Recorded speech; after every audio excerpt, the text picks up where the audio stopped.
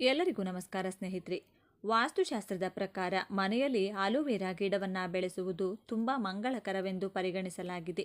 ಇದು ಮನೆಯಲ್ಲಿ ಅದೃಷ್ಟವನ್ನು ತರುತ್ತದೆ, ನಕಾರಾತ್ಮಕ ಶಕ್ತಿಗಳನ್ನು ತೆಗೆದುಹಾಕುತ್ತದೆ ಮತ್ತು ಸಕಾರಾತ್ಮಕ ಶಕ್ತಿಯನ್ನು ಹೆಚ್ಚಿಸುತ್ತದೆ ಎಂದು ನಂಬಲಾಗಿದೆ.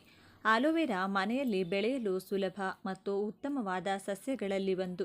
ಈ ಹಿನ್ನೆಲೆಯಲ್ಲಿ ವಾಸ್ತು ನಿಯಮಗಳ ಪ್ರಕಾರ ಆಲೋವೆರಾ ಗಿಡವನ್ನು ಯಾವ ದಿಕ್ಕಿನಲ್ಲಿ ನೆಡುವುದು ಉತ್ತಮ ಎಂದು ಇಂದು ತಿಳಿದುಕೊಳ್ಳೋಣ. ಸ್ನೇಹಿತರೆ, ನಮ್ಮೆಲ್ಲರಿಗೂ ಕೂಡ ಲಕ್ಷ್ಮೀ ಕಟಾಕ್ಷ ಬೇಕು ಅಂದರೆ ಲಕ್ಷ್ಮೀ ದೇವಿಯ ಆಶೀರ್ವಾದ, ಅನುಗ್ರಹ ಬೇಕು.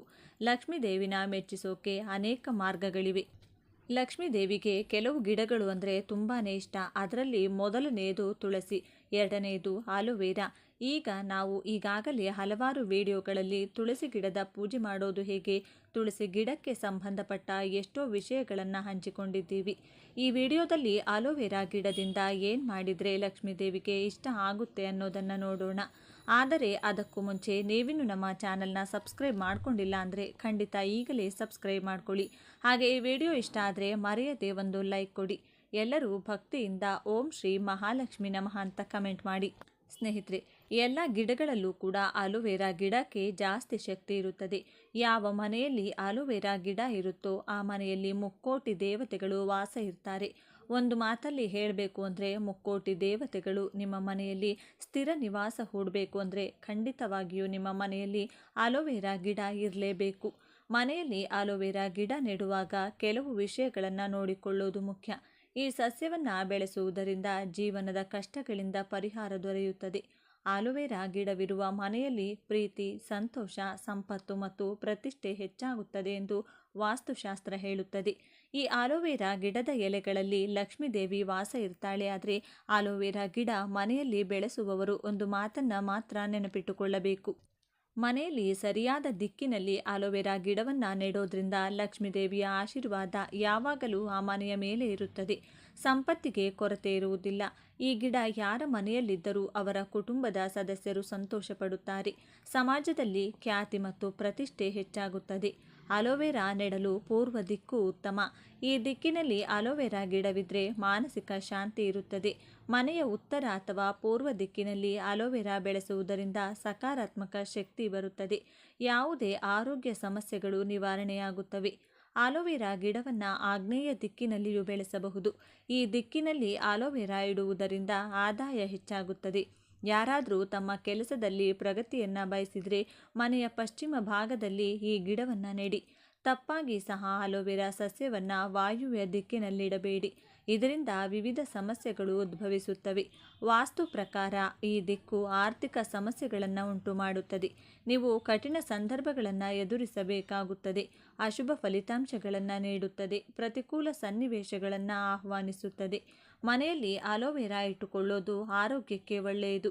ಆರೋಗ್ಯ ಸಮಸ್ಯೆಗಳಿಂದ ಬಳಲುತ್ತಿರುವವರು ಇದನ್ನು ಮಲಗುವ ಕೋಣೆಯಲ್ಲಿಡಬಹುದು.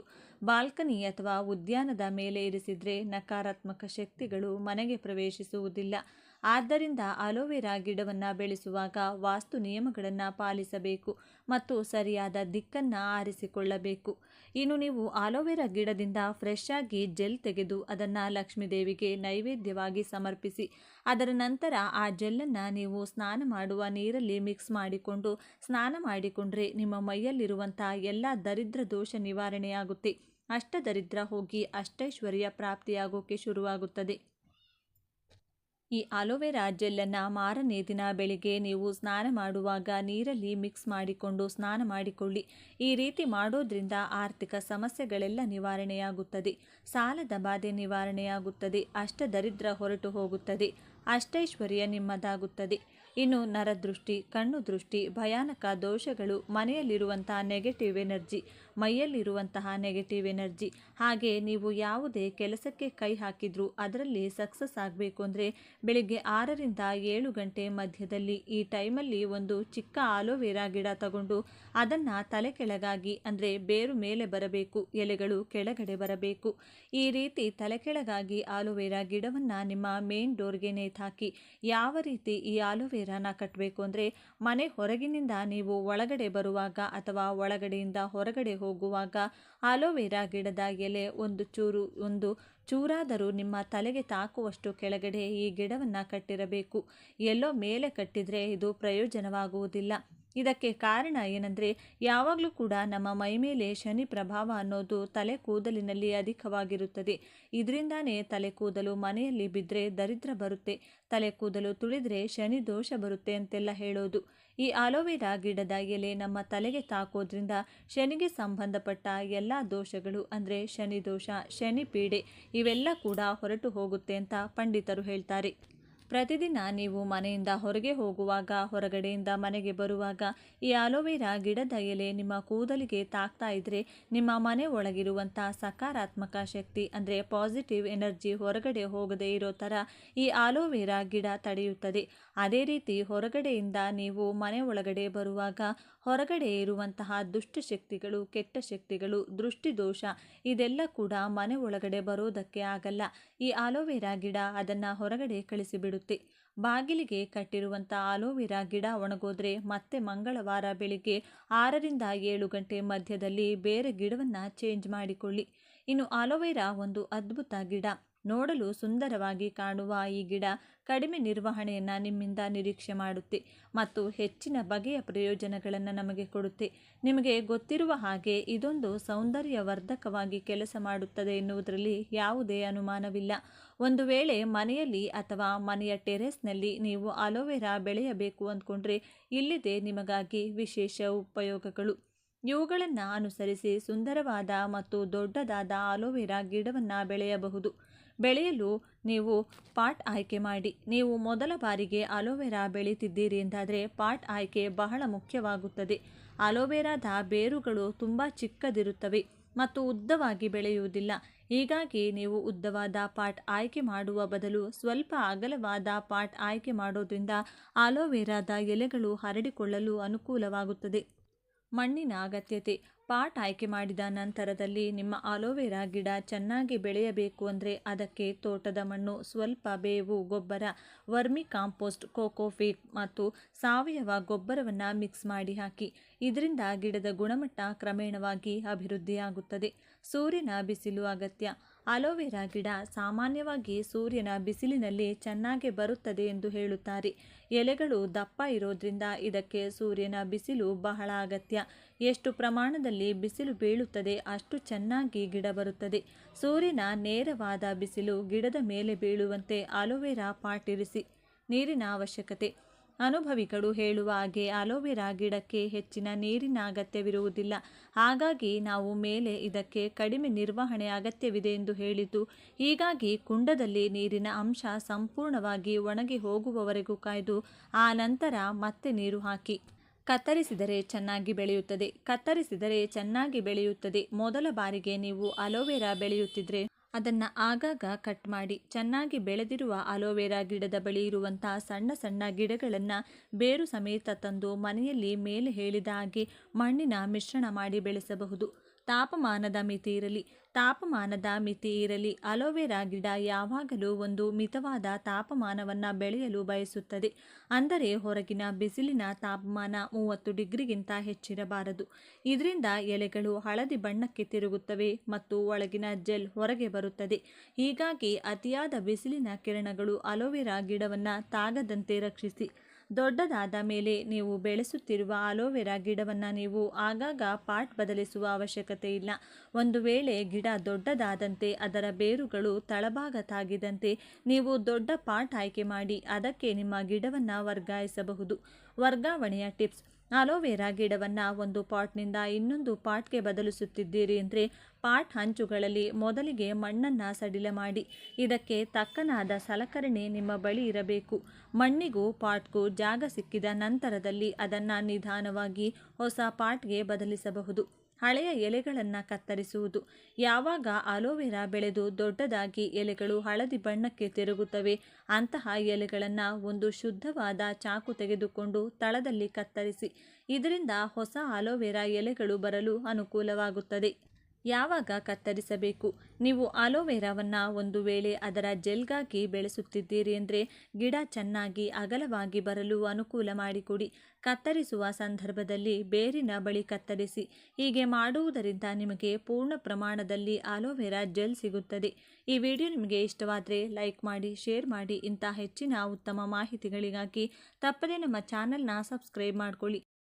ಇವತ್ತಿನ ವಿಡಿಯೋದಲ್ಲಿ ನಾವು ಎಷ್ಟೋ ಔಷಧಿಗಳನ್ನು ತುಂಬಿಕೊಂಡು ಎಷ್ಟೋ ಅದ್ಭುತಗಳನ್ನು ಸೃಷ್ಟಿಸುವ ಭೃಂಗರಾಜ ಗಿಡದ ಶಕ್ತಿಯ ಬಗ್ಗೆ ತಿಳಿದುಕೊಳ್ಳೋಣ. ಆದರೆ ಅದಕ್ಕೂ ಮುಂಚೆ ನೀವಿನ್ನು ನಮ್ಮ ಚಾನಲ್ನ ಸಬ್ಸ್ಕ್ರೈಬ್ ಮಾಡ್ಕೊಂಡಿಲ್ಲ ಅಂದರೆ ಖಂಡಿತ ಈಗಲೇ ಸಬ್ಸ್ಕ್ರೈಬ್ ಮಾಡ್ಕೊಳ್ಳಿ. ಹಾಗೆ ಈ ವಿಡಿಯೋ ಇಷ್ಟ ಆದರೆ ಮರೆಯದೆ ಒಂದು ಲೈಕ್ ಕೊಡಿ. ಪ್ರಾಚೀನ ಆಯುರ್ವೇದ ಗ್ರಂಥಗಳಲ್ಲಿ ಭೃಂಗರಾಜ ಗಿಡದ ಬಗ್ಗೆ ಏನು ಹೇಳಿದ್ದಾರೆ ಎಂದು ಈಗ ನಾವು ನೋಡೋಣ. ಮನುಷ್ಯ 100 ವರ್ಷಗಳ ಕಾಲ ಆರೋಗ್ಯವಾಗಿ ಬದುಕಲು ಈ ಭೃಂಗರಾಜ ಗಿಡ ಎಷ್ಟೋ ಸಹಾಯ ಮಾಡುತ್ತದೆ. 100 ವರ್ಷ ಆಯಸ್ಸು ಕೊಡುವಂತಹ ಅದ್ಭುತವಾದ ಗಿಡ ಇದು ಎಂದು ಎಷ್ಟೋ ಜನ ಸಾಧುಗಳು ಭೃಂಗರಾಜ ಗಿಡವನ್ನು ಹೊಗಳಿದ್ದಾರೆ. ಪೂರ್ವ ಕಾಲದಲ್ಲಿ ನಮ್ಮ ಹಿರಿಯರು ಈ ಗಿಡದ ಶಕ್ತಿಯ ಬಗ್ಗೆ ತಿಳಿದುಕೊಂಡು ಇದನ್ನು ಕೇವಲ ಅವರ ಕೂದಲಿಗೆ ಮಾತ್ರವಲ್ಲದೆ ಅವರ ದೇಹಕ್ಕೂ ಕೂಡ ಔಷಧಿಯಂತೆ ಉಪಯೋಗಿಸಿಕೊಂಡು ಸಂಪೂರ್ಣ ಆರೋಗ್ಯವನ್ನು ಪಡೆದುಕೊಂಡಿದ್ದರು. ಎಲ್ಲರೂ ಕೂಡ ಈ ಗಿಡವನ್ನು ನೋಡೇ ಇರುತ್ತೀರಿ. ಈ ಗಿಡ ಕಾಲುವೆಗಳ ಹತ್ತಿರ, ಕೆರೆಗಳ ಹತ್ತಿರ, ಹೀಗೆ ತೇವಾಂಶ ಇರುವ ಕಡೆ ಹೆಚ್ಚಾಗಿ ಬೆಳೆಯುವಂತಹ ಔಷಧಿಯ ಗಿಡ. ಈ ಗಿಡಕ್ಕೆ ಬಿಳಿ ಬಣ್ಣದ ಚಿಕ್ಕ ಚಿಕ್ಕ ಹೂಗಳು ಹುಟ್ಟುತ್ತವೆ. ಇದು ಯಾವುದೇ ಸೀಸನ್ ಇಲ್ಲದೆ ವರ್ಷವಿಡೀ ಸಿಗುತ್ತದೆ. ಈ ಗಿಡ ಮನುಷ್ಯರಿಗೆ ಪ್ರಕೃತಿ ಕೊಟ್ಟಿರುವ ವರ ಎಂದೇ ಹೇಳಬಹುದು. ಈ ಗಿಡದಲ್ಲಿರುವ ಶಕ್ತಿಯನ್ನು ಗುರುತಿಸಿ ಈ ಮಧ್ಯಕಾಲದಲ್ಲಿ ಬರುತ್ತಿರುವ ಎಲ್ಲ ಕೂದಲಿಗೆ ಸಂಬಂಧಿಸಿದಂತಹ ಪ್ರಾಡಕ್ಟ್ಗಳಲ್ಲಿ ಅಂದರೆ ಶಾಂಪೂ, ಹರ್ಬಲ್ ಪೌಡರ್, ಎಣ್ಣೆ, ಮೆಹಂದಿ ಪೌಡರ್, ಹೇರ್ ಡೈ ಮುಂತಾದವುಗಳಲ್ಲಿ ಈ ಗಿಡವನ್ನು ಉಪಯೋಗಿಸುತ್ತಿದ್ದಾರೆ. ಈ ಗಿಡವನ್ನು ಉಪಯೋಗಿಸಿಕೊಂಡ್ರೆ ನಮ್ಮ ಕೂದಲು ಉದುರುವುದಿಲ್ಲ. ಕೂದಲು ಕಪ್ಪಗೆ, ದಟ್ಟವಾಗಿ, ಡ್ಯಾಂಡ್ರಫ್ ಇಲ್ಲದೆ ಬೆಳೆಯುತ್ತದೆ. ಮಾರ್ಕೆಟ್ನಲ್ಲಿ ಈ ಗಿಡಕ್ಕೆ ಒಳ್ಳೆಯ ಬೆಲೆ ಇದೆ. ಕೆಲ ವರ್ಷಗಳ ಹಿಂದೆ ನಡೆಸಿದ ಪರಿಶೋಧನೆಯಲ್ಲಿ ಈ ಗಿಡದಲ್ಲಿ ಇರುವಂಥ ಎಕ್ಲಿಪ್ಟಿನ್ ಎಂಬ ಔಷಧಿಗೆ ಲಿವರನ್ನು ಗುಣಪಡಿಸುವ ಶಕ್ತಿ ಇದೆ ಎಂದು ತಿಳಿದು ಬಂದಿದೆ. ಅಥರ್ವಣ ವೇದದಲ್ಲೂ ಕೂಡ ಈ ಗಿಡದ ಬಗ್ಗೆ ಎಷ್ಟೋ ವಿಷಯಗಳನ್ನು ಬರೆದಿದ್ದಾರೆ. ಅದೇನೆಂದರೆ ಈ ಗಿಡವು ನೆನಪಿನ ಶಕ್ತಿಯನ್ನು ಹೆಚ್ಚಿಸಿ ಮೆದುಳನ್ನು ಆರೋಗ್ಯವಾಗಿಡುತ್ತದೆ, ಪಿತ್ತದೋಷಗಳನ್ನು ನಿವಾರಿಸುತ್ತದೆ, ಕೂದಲನ್ನು ದೃಢವಾಗಿ ಕಪ್ಪಗೆ ಬೆಳೆಯುವಂತೆ ಮಾಡಿ ಕೂದಲು ಉದುರುವಿಕೆಯನ್ನು ತಡೆಗಟ್ಟುತ್ತದೆ, ಕಣ್ಣು ಹಾಗೂ ಹಲ್ಲುಗಳಿಗೆ ಒಳ್ಳೆಯ ಆರೋಗ್ಯ ಕೊಡುತ್ತದೆ, ಕಾಮಾಲೆ ಕಾಯಿಲೆ ಗುಣವಾಗಲು ಕೂಡ ಈ ಗಿಡ ಒಳ್ಳೆಯ ಔಷಧಿಯಂತೆ ಕೆಲಸ ಮಾಡುತ್ತದೆ ಎಂದು ಅಥರ್ವಣ ವೇದದಲ್ಲಿ ಬರೆಯಲಾಗಿದೆ. ಅಥರ್ವಣ ವೇದವನ್ನು ಪರಮೇಶ್ವರ 4ನೇ ವೇದದಂತೆ ಪ್ರಕಟಿಸಿ ಈ ಸೃಷ್ಟಿಗೆ ಎಷ್ಟೋ ಉಪಕಾರ ಮಾಡಿದ್ದಾರೆ. ಆದ್ದರಿಂದಲೇ ಈ ಗಿಡವನ್ನು ನಮ್ಮ ಪೂರ್ವಿಕರು ಮೈಮೇಲೆ ಗಾಯಗಳಾಗಿದ್ರೆ, ಕೂದಲಿಲ್ಲ ಸಮಸ್ಯೆಗಳಿದ್ರೆ, ಜ್ವರ ಬಂದರೆ, ಕಫ, ಕೆಮ್ಮು, ನೆಗಡಿ, ಶೀತ ಆದರೆ ಔಷಧಿಯಂತೆ ಬಳಸುತ್ತಿದ್ದರು. ಈ ಗಿಡವನ್ನು ಪೂರ್ವ ಕಾಲದಿಂದಲೂ ಭಾರತೀಯ ಸಾಂಪ್ರದಾಯಿಕ ಚಿಕಿತ್ಸೆಯಲ್ಲಿ ಅತಿ ಹೆಚ್ಚಾಗಿ ಬಳಸಲಾಗುತ್ತಿದೆ. ಸಂಪೂರ್ಣ ಆರೋಗ್ಯ ಪಡೆಯಲು ಭೃಂಗರಾಜ ಗಿಡದಿಂದ ಈ ರೀತಿ ಮಾಡಬೇಕು ಎಂದು ಆಯುರ್ವೇದ ಗ್ರಂಥಗಳು ಹೇಳುತ್ತಿವೆ. ಇದಕ್ಕಾಗಿ ಸಾಧ್ಯವಾದಷ್ಟು ಹೆಚ್ಚಾಗಿ ಭೃಂಗರಾಜ ಎಲೆಗಳನ್ನು ಕಿತ್ತು ತಂದು ತೊಳೆದು ನೆರಳಿನಲ್ಲಿ ಒಣಗಿಸಿ ಪೂರ್ತಿಯಾಗಿ ಒಣಗಿದ ಮೇಲೆ ಚೆನ್ನಾಗಿ ಪುಡಿ ಮಾಡಿ ಸ್ಟೋರ್ ಮಾಡಿಟ್ಟುಕೊಳ್ಳಿ. ಈ ಪುಡಿಯನ್ನು ಪ್ರತಿದಿನ ನಿಮ್ಮ 3 ಬೆರಳುಗಳಲ್ಲಿ ಎಷ್ಟು ಸಾಧ್ಯವಾಗುತ್ತದೋ ಅಷ್ಟು ತೆಗೆದುಕೊಂಡು ಅದನ್ನು ಬಾಯಲ್ಲಿ ಹಾಕಿಕೊಂಡು ನೀರು ಕುಡಿಯುತ್ತಿದ್ದರೆ ನಿಮ್ಮ ಕಣ್ಣಿನ ದೃಷ್ಟಿ ಹೆಚ್ಚಾಗುತ್ತದೆ, ವೀರ್ಯ ಹೆಚ್ಚು ಉತ್ಪತ್ತಿಯಾಗುತ್ತದೆ, ರಕ್ತ ಶುದ್ಧಿ, ಮುಖ್ಯವಾಗಿ ಲಿವರ್ ಹಾಳಾಗದಂತೆ ಕಾಪಾಡುತ್ತದೆ.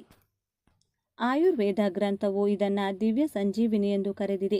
ಈ ಗಿಡವನ್ನು ಉಪಯೋಗಿಸಿದರೆ ತಲೆಯಲ್ಲಿರುವ ಹೊಟ್ಟು, ಹೇನು ನಿವಾರಣೆಯಾಗಿ ಹೊಸ ಕೂದಲು ಹುಟ್ಟುತ್ತದೆ. ಕೆಲವರಿಗೆ ತಲೆಯಲ್ಲಿ ಕೆಲವು ಕಡೆ ಕೂದಲು ಉದುರಿ ಬೋಳು ತಲೆ ಆಗುತ್ತಿರುತ್ತದೆ. ಕೆಲ ಪುರುಷರಿಗೆ ಗಡ್ಡದ ಜಾಗದಲ್ಲೂ ಕೂಡ ಅಲ್ಲಲ್ಲಿ ಕೂದಲು ಬೆಳೆಯುವುದಿಲ್ಲ. ಅವರು ಯಾವಾಗಲೂ ಕೂಡ ಕ್ಲೀನ್ ಶೇವ್ ಮಾಡಿಕೊಳ್ಳಬೇಕಾಗುತ್ತದೆ. ಹೀಗೆ ಬೋಳು ತಲೆ ಆಗ್ತಿದ್ರೆ ಭೃಂಗರಾಜ ಗಿಡವನ್ನು ಬೇರು ಸಮೇತ ಕಿತ್ತು ತಂದು ಕ್ಲೀನಾಗಿ ತೊಳೆದು ಸಾಫ್ಟ್ ಆಗಿ ಅರೆದು ಅಥವಾ ರುಬ್ಬಿ ಪೇಸ್ಟ್ ಮಾಡಿಕೊಳ್ಳಿ. ಆ ಪೇಸ್ಟನ್ನು ಪ್ರತಿದಿನ 1 ವಾರದ ಕಾಲ ಕೂದಲಿಗೆ ಅಥವಾ ಗಡ್ಡಕ್ಕೆ ಹಚ್ಚಿಕೊಂಡು 15 ನಿಮಿಷ ಹಾಗೆ ಬಿಟ್ಟು ಅದರ ನಂತರ ಉಗುರು ಬೆಚ್ಚಗಿನ ನೀರಿನಲ್ಲಿ ತೊಳೆದುಕೊಳ್ಳುತ್ತಿದ್ರೆ ಒಂದೇ ವಾರದಲ್ಲಿ ಆ ಜಾಗದಲ್ಲಿ ಹೊಸ ಕೂದಲು ಹುಟ್ಟುತ್ತದೆ. ಮನೆಯಲ್ಲಿ ಅಥವಾ ಎಲ್ಲಾದರೂ ಹೊಲಗಳಲ್ಲಿ ಅಕಸ್ಮಾತ್ತಾಗಿ ಚೇಳು ಕಚ್ಚಿದರೆ ಆ ಜಾಗದಲ್ಲಿ ಈ ಭೃಂಗರಾಜ ಎಲೆಗಳನ್ನು ಅರೆದು ಅದನ್ನು ಆ ಜಾಗದಲ್ಲಿಟ್ಟು ಒಂದು ಬಟ್ಟೆಯನ್ನು ಕಟ್ಟಿದರೆ ವಿಷವೆಲ್ಲ ಕೂಡ ಇದು ಎಳೆದುಕೊಳ್ಳುತ್ತದೆ. ಇನ್ನು ಸೈನಸೈಟಿಸ್ ಸಮಸ್ಯೆಯಿಂದ ಬಳಲುವವರು ಈ ಭೃಂಗರಾಜ ಎಲೆಗಳ ರಸವನ್ನು 2 ಮೂಗಿನ ರಂಧ್ರಗಳಲ್ಲಿ 4 ಡ್ರಾಪ್ಗಳಷ್ಟು ಹಾಕಿಕೊಂಡ್ರೆ ಕೆಲವೇ ದಿನಗಳಲ್ಲಿ ಸೈನಸೈಟಿಸ್ ಹೊರಟು ಹೋಗುತ್ತದೆ. ಕಾಮಾಲೆ ಕಾಯಿಲೆ ಇದ್ದರೆ ಭೃಂಗರಾಜ ಎಲೆಯ ರಸವನ್ನು 10 ml ದಿನದಲ್ಲಿ 2 ಸಲ 5ರಿಂದ 6 ದಿನಗಳ ಕಾಲ ಕುಡಿದರೆ ಕಾಮಾಲೆ ಕಾಯಿಲೆ ಹೊರಟು ಹೋಗುತ್ತದೆ. ಈ ರೀತಿ ಭೃಂಗರಾಜ ಎಲೆಯ ರಸ ಕುಡಿಯುವುದರಿಂದ ಅದು ನಮ್ಮ ರಕ್ತವನ್ನು ಶುದ್ಧಿ ಮಾಡಿ ನಮ್ಮ ರಕ್ತದಲ್ಲಿ ಯಾವುದಾದರೂ ಮಲಿನ ಪದಾರ್ಥಗಳ ಅಥವಾ ವಿಷ ಪದಾರ್ಥಗಳಿದ್ರೆ ಅದನ್ನೆಲ್ಲ ಕೂಡ ತೆಗೆದುಹಾಕುತ್ತದೆ. ಹೊಟ್ಟೆ ನೋವಿದ್ದರೆ ಭೃಂಗರಾಜ ಎಲೆಗಳನ್ನು ಅರೆದು ಪೇಸ್ಟ್ ಮಾಡಿಕೊಂಡು ಅದನ್ನು ಹೊಟ್ಟೆಯ ಮೇಲೆ ಹಚ್ಚಿಕೊಂಡು ಮಸಾಜ್ ಮಾಡಿಕೊಂಡ್ರೆ ಹೊಟ್ಟೆ ನೋವು ಹೊರಟು ಹೋಗುತ್ತದೆ. ವಾರದಲ್ಲಿ 2ರಿಂದ 3 ಸಲ ಭೃಂಗರಾಜ ಎಲೆಗಳ ಪೇಸ್ಟನ್ನು ಕೂದಲಿಗೆ ಹಚ್ಚಿಕೊಂಡು 1 ಗಂಟೆಯ ನಂತರ ಸ್ನಾನ ಮಾಡಿಕೊಂಡ್ರೆ ಬಿಳಿ ಕೂದಲು ಕೂಡ ಕಪ್ಪು ಬಣ್ಣಕ್ಕೆ ತಿರುಗುತ್ತದೆ. ಹಾಗೆ ಕೂದಲು ಉದುರುವುದು ಪೂರ್ತಿಯಾಗಿ ನಿಂತು ಹೋಗುತ್ತದೆ. ಏನು ಹೊಟ್ಟು ಬರುವುದಿಲ್ಲ, ಹೊಸ ಕೂದಲು ಹುಟ್ಟುತ್ತದೆ. ಕೂದಲು ದೃಢವಾಗಿ ಉದ್ದವಾಗಿ ಬೆಳೆಯುತ್ತದೆ. ತಲೆನೋವು, ತಲೆಭಾರ ಇದ್ದರೆ ಹೊರಟು ಹೋಗುತ್ತದೆ. ಈ ರೀತಿ ಮಾಡಿದರೆ ಮೆದುಳಿಗೂ ಕೂಡ ತುಂಬ ಒಳ್ಳೆಯದು. ತಲೆನೋವು ಅಥವಾ ಮೈಗ್ರೇನ್ ತಲೆನೋವಿದ್ದರೆ ಈ ಎಲೆಗಳ ರಸವನ್ನು 3 ಡ್ರಾಪ್ಸ್ ತೆಗೆದುಕೊಂಡು ಒಂದೊಂದು ಮೂಗಿನ ರಂಧ್ರದಲ್ಲಿ ಹಾಕಿಕೊಂಡ್ರೆ ಕೂಡಲೇ ತಲೆನೋವು ಹೊರಟು ಹೋಗುತ್ತದೆ. ಬಾಯಲ್ಲಿ ಗುಳ್ಳೆಗಳು ಅಥವಾ ಗಾಯ ಆದರೆ 4 ಭೃಂಗರಾಜ ಎಲೆಗಳನ್ನು ಚೆನ್ನಾಗಿ ತೊಳೆದು ಅದನ್ನು ಚೆನ್ನಾಗಿ ಕಚ್ಚಿ 10 ನಿಮಿಷ ಅದನ್ನು ಬಾಯಲ್ಲಿ ಹಾಗೆ ಇಟ್ಕೊಂಡು ಬಳಿಕ ಹೊರಗಡೆ ಉಗೀರಿ. ದಿನದಲ್ಲಿ 1ರಿಂದ 2 ಸಲ ಈ ರೀತಿ ಮಾಡಿದರೆ 1-2 ದಿನಗಳಲ್ಲಿ ಬಾಯಲ್ಲಿರುವ ಹುಣ್ಣುಗಳೆಲ್ಲವೂ ಹೊರಟು ಹೋಗುತ್ತದೆ.